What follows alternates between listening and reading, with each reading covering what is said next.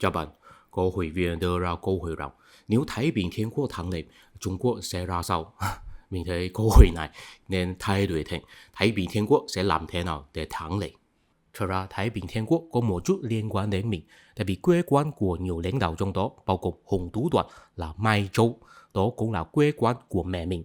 Mai Châu là quê nổi tiếng của người khách gia, bao gồm ông cố của Lý Quang Diệu.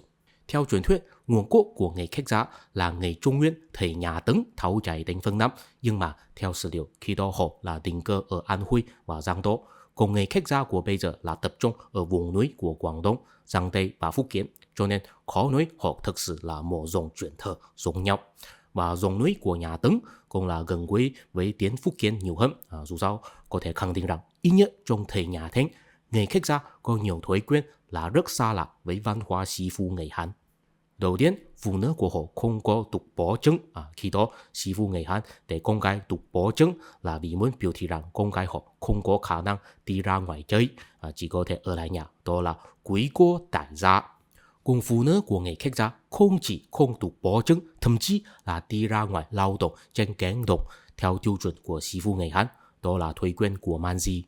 Thứ hai, người khách gia có một kiến trúc tiêu biểu là thổ lốc, đó là kết hợp chức năng sinh sống với phòng vệ. Đó có chứng tỏ rằng môi trường sinh sống của người khách gia là phải luôn luôn đối mặt với cuộc chiến. Cách sinh sống của họ là tập thể hơn, có giữ lại thói quen bộc lạc nhiều hơn, thậm chí phụ nữ của họ đôi khi sẽ tham gia chiến đấu. Thứ ba, có nhiều từ ngữ trong tiếng khách gia có phát âm tương tự với ngôn ngữ của người Miêu và người Dao, thậm chí người Trắng. Có một dân tộc thiểu số của Trung Quốc có tên là Sa tộc, ngôn ngữ của họ không có khác biệt nhiều lắm với tiếng khách gia, nhưng mà không biết tại sao họ không có bị đăng ký thành người Hán. Cũng có tài liệu cho rằng từ ngữ người khách gia là sau nhà Thanh mới xuất hiện, thực ra người khách gia chính là Sa tộc. Thế mình muốn biểu đạt gì? Thuê người khách gia là bị đăng ký thành người Hán, nhưng trình độ Hán hóa của họ không cao lắm, ít nhất là thiếu người tinh hoa làm sĩ phu, đặc biệt là người khách gia của Mai Châu. Mỗi khi có ngày lễ, mẹ mình sẽ làm một món ăn gọi là viên bản tính xoan hàn sự. Nó được làm từ khoai môn đã nấu chín với bột, nhào ký thành từng viên nhỏ giống như bản tính. Hồi trước mình nghĩ đó là món ăn tiêu biểu của người khách gia, nhưng sau khi lớn lên đi du lịch ở Trung Quốc rồi, mới phát hiện rằng hóa ra chỉ có người khách gia của Mai Châu có làm món ăn này. Món ăn tiêu biểu của người khách gia là豆腐nhồi thịt và thịt kho dưa cải chua, tại vì bất cứ người khách gia của khu vực nào đều có làm hai món ăn này. Chỉ có người khách gia của Mai Châu có làm viên bản tính. Mình cũng không bao giờ nhìn thấy có quê quan người Hàn khác nào có làm món ăn tương tự. Đó cũng làm mình liên tưởng đến cuốn sách Zomia nghệ thuật không bị quản lý của James Scott. Trong đó có viết rằng vì tránh né bị chính phủ điều tra thu nhập nông sản có bao nhiêu, người vùng núi sẽ thả trồng trọt khoai môn cùng hơn lúa, hay là các loại khoai mà không hiển nhiên trên tớp. Thậm chí có thể nói rằng tỷ lệ trồng trọt khoai của một bộ lạc có thể phản ánh trình độ bị điều khiển bởi chính phủ có bao nhiêu. Trồng trọt khoai càng nhiều và lúa càng ít, trình độ bị điều khiển cũng càng ít.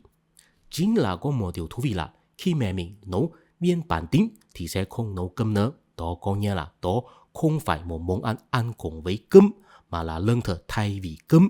Điều rằng chúng ta có thể suy đoán rằng người khách gia là giống người Hán mà có trình độ Hán hóa rất ít, còn người khách gia của Mai Châu là càng ít hơn. Nếu các bạn đồng ý điều này thì xin thầy mình đưa ra một ý kiến cá nhân mình là tính chất của cuộc khởi nghĩa Thái Bình Thiên Quốc, thay vì nói rằng họ là một cuộc khởi nghĩa của nông dân hay người Hán chống lại người Man, sẽ tốt hơn nếu nói rằng họ là một nhóm man di muốn khai thác công đường của riêng mình. Trước khi chủ nghĩa Cộng sản nhập vào Trung Quốc, có nhiều người cách mạng, đặc biệt là Đông Trung Sơn, ca ngợi Thái Bình Thiên Quốc là đại diện chủ nghĩa dân tộc người Hán và muốn được tổ chính quyền Man Thanh. Nhưng mà nếu vậy thì phải định nghĩa lại văn hóa người Hán từ Nho giáo thành Kitô giáo, tại vì quốc giáo của Thái Bình Thiên Quốc là Kitô giáo và phản đối Nho giáo. Và khi Tăng Quốc Phiên tuyên bố chinh phạt Thái Bình Thiên Quốc là gọi họ là Việt Phi, ý là thổ phi của Việt. Việt ở đây là chỉ Quảng Đông và Quảng Tây, không phải Việt Nam. Cũng gọi họ là phá hoại lễ phép Nho giáo. Thật ra, sở dĩ Đông Trung Sơn ca ngợi Thái Bình Thiên Quốc là vì Đông Trung Sơn cũng là người Quảng Đông. Cho nên, thay vì nói rằng họ đại diện tinh thần người Hán chống cự người Man, sẽ hợp lý hơn là nói rằng họ đại diện tinh thần người Quảng Đông Quảng Tây phản kháng người Man, bao gồm những người Hán trung thành với người Man. Còn sau khi chủ nghĩa Cộng sản nhập vào Trung Quốc thì có nhiều người ca ngợi Thái Bình Thiên Quốc là đại diện cách mạng nông dân, nhưng mà bây giờ ít nhất trong giới học thuật quan điểm như vậy đã bị bỏ rơi rồi, tại vì người ta phát hiện rằng